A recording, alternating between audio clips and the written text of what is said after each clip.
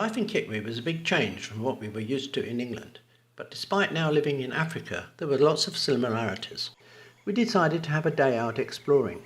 There will be sand, dust and hot African sun, but being out in the bush will no doubt be exciting and different, and breathing in the fresh air and stretching your legs are two very good reasons to set out on a walk.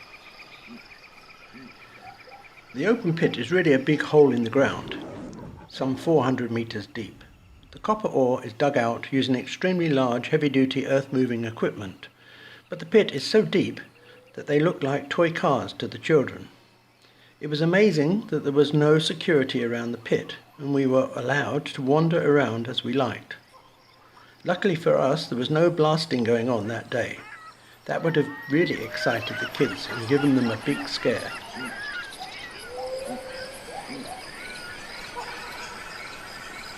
Africa conjures up images of adventure, danger, and to a certain degree romanticism. This is because it is one of the last untamed places on Earth.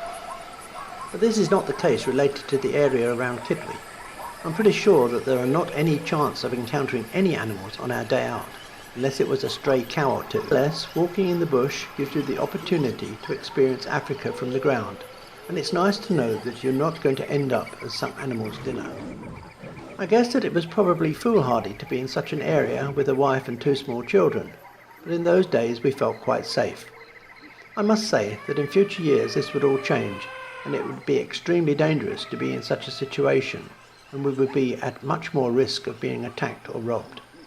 However, we did feel a bit like adventurers, and we could feel the bush rather than simply observe it, and it was exciting.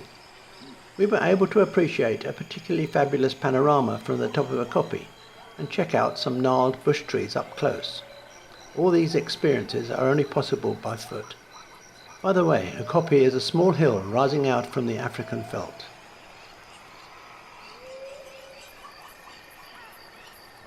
To get a feel of the real Africa, you need to get away from the urban area and into the bush.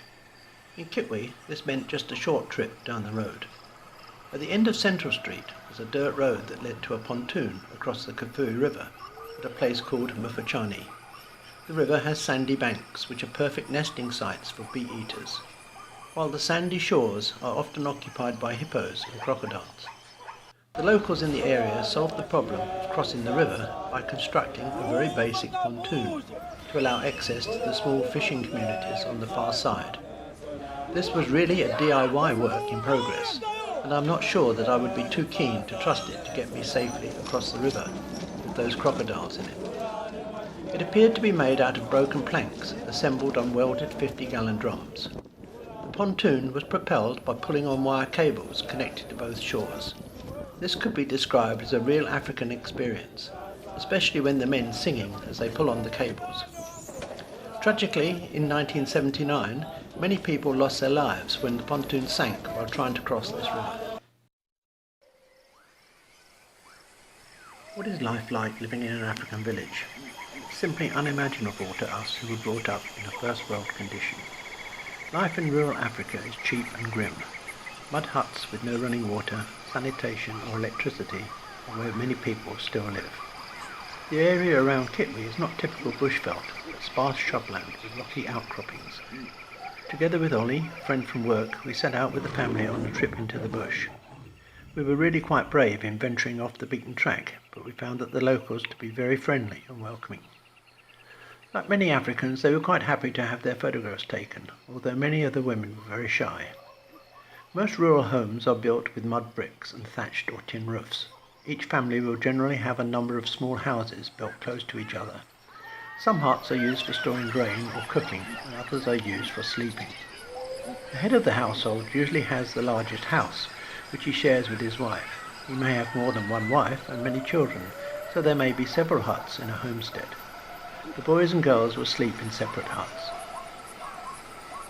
Most huts keep chickens that poke about in the straw, and the children search in the hope that there might be eggs to take to market to exchange for salt and oil.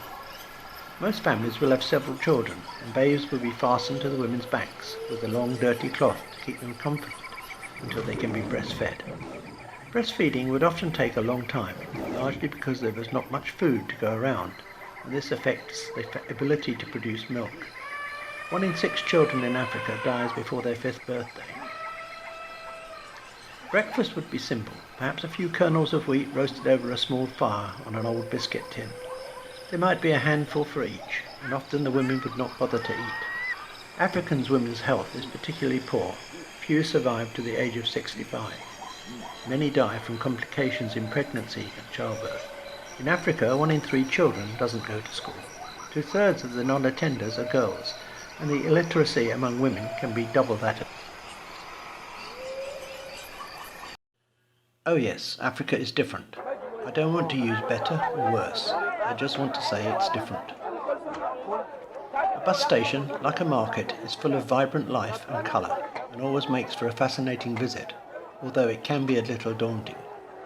Oxford Bus Station, popularly known as Jungle Bunny, is the main bus station in Kitwe, located in the second-class trading area.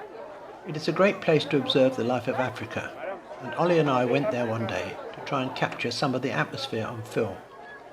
The bus station is crowded with people jostling between buses arriving and departing Kitwe and the many traders.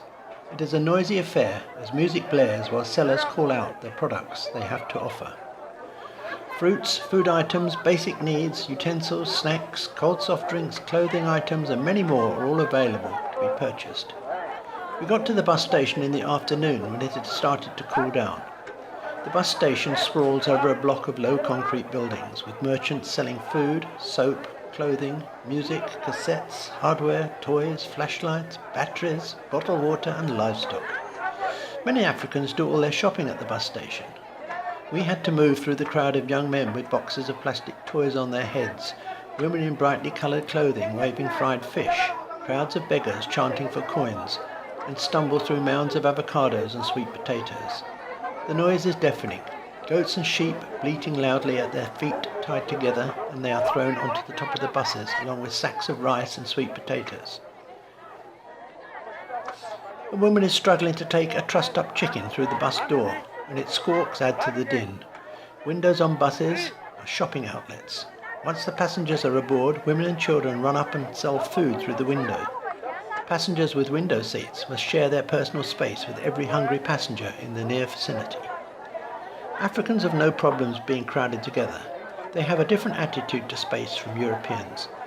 Imagine growing up in a single room with 10 people living together, or living with a clan of extended family. Your idea of personal space might be a little different in these circumstances. In the end, Africans are extremely gracious and caring people, ready to go the extra mile to respect and service others. They are also very loud. Even when speaking to someone close by, they talk so loudly everyone can hear them. Buses arrive and pull up in a big dirt area next to the street. Street vendors sell bananas, chips and drinks out of wheelbarrows. One of Africa's best attractions is its markets. Besides the markets, there are wandering vendors selling everything from posters to perfume. It's a hard life, walking around all day trying to sell things people generally don't want. These folks don't make many sales, but they manage to contribute a little to the family income. One item that does sell well, though, are lottery tickets. I guess everyone can dream.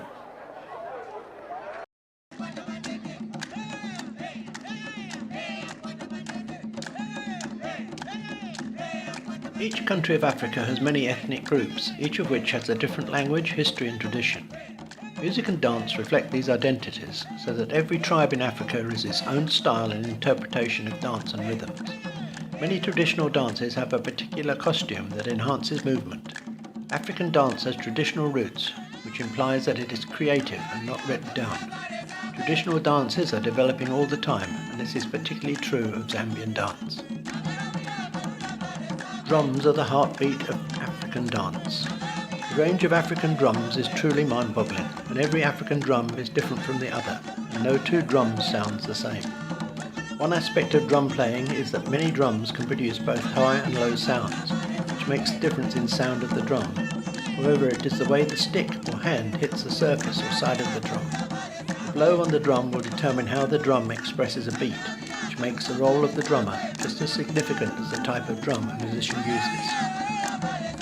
African dance always follows the rhythm of the drum beat. Like contemporary dance or other dance forms that can live without music, or be disconnected from the rhythm of the music. African dance cannot exist without the heartbeat of the drums. In African dance, the drum helps set the mood, gives energy to the dancers, and brings everyone together as a community.